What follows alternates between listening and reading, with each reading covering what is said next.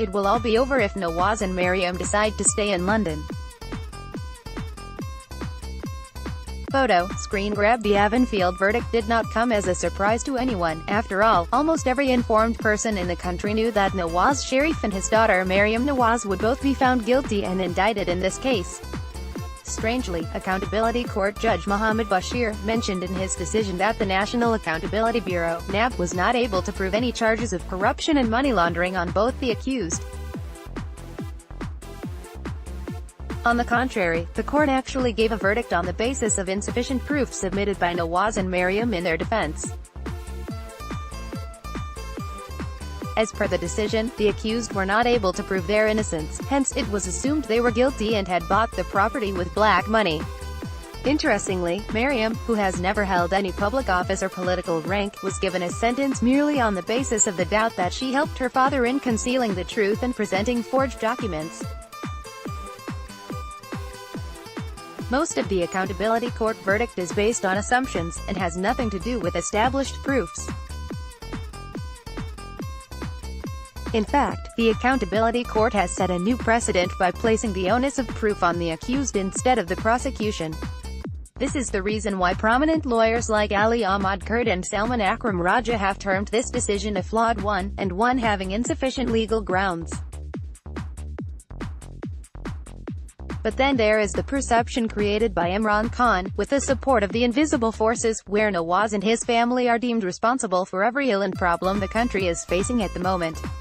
Irrespective of whether this is right or wrong, a major chunk of the population strongly believes this narrative, which has only strengthened after this verdict. This has strong political implications, as Imran can now reassert the narrative of Nawaz being corrupt, and consequently win the natural vote bank of Punjab. On the other hand, the Pakistan Muslim League Nawaz (PMLN) cannot run an effective election campaign simply under the leadership of Shehbaz Sharif, neither is he capable of pulling large crowds and turning the support of the crowd into votes for the party. Shehbaz, in fact, is still playing the role of the good cop in hopes of getting something as compensation from the powers that be.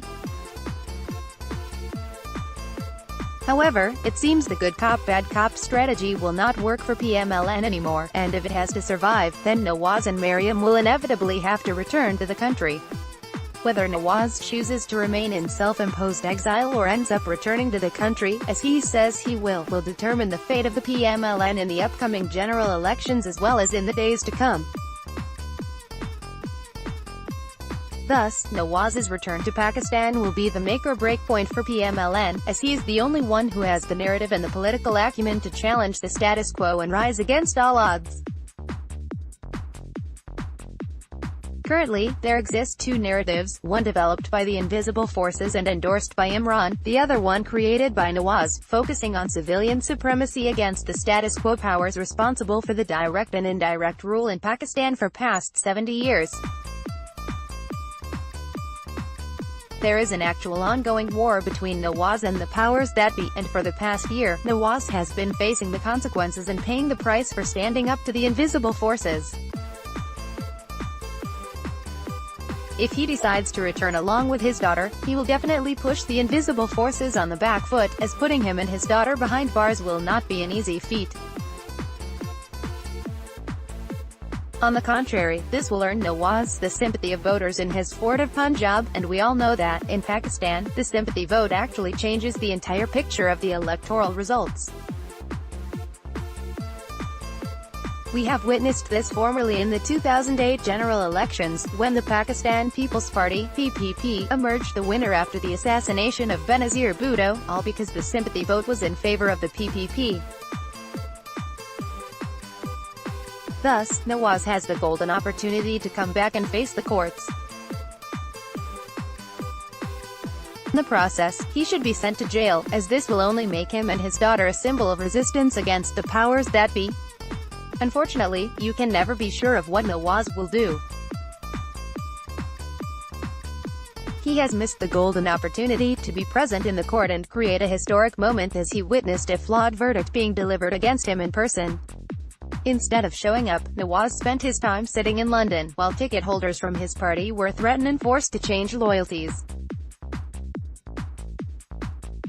Many of them eventually returned the party ticket, and yet Nawaz chose to stay out of politics and sat in London taking care of his ailing wife. After all, leaving Maryam in London to take care of ailing Kulsoom Nawaz was always an option. Had Nawaz returned to Pakistan at the end of last month, things would have been entirely different. He could have easily managed the rifts within the party, and his presence would have saved PMLN from a large number of defections in South Punjab. It is the unpredictability of Nawaz that not only surprises his opponents, but also surprises his close aides as well. So even after witnessing his presser in London after the verdict where he confirmed his return to Pakistan, one can never say with conviction that he will really return to the country. The other question regarding his possible return emerges because he has still not confirmed a date of return, and has instead told the media he is waiting for Kulsoom's health to improve in order to announce a date. A man of his experience should know better that politics does not wait for anyone, neither does it recognize human tragedy. For now, everything depends on whether Nawaz and Maryam come back or not. The Avonfield verdict has not dented the vote bank of PMLN, as the voters are convinced Nawaz is being victimized. Clearly, all is not over yet for the PMLN and Nawaz, even after repeated verdicts against them. However, it will all be over if Nawaz and Maryam decide to stay in London. This proves the fact that the career of a politician can never be finished through weak decisions by a court, as it is only the masses that make or break any political party or political figure through the ballot. Zulfikar Ali Bhutto was hanged, but all efforts to eliminate his party were in vain. Same is the case here. If Nawaz chooses to face prison and other difficulties in his home country, no one can eliminate him from politics, neither can PMLN be thrown out of the political sphere. The ball is in Nawaz's court now. It is he whose decision will decide the fate of PMLN, not the Avonfield verdict.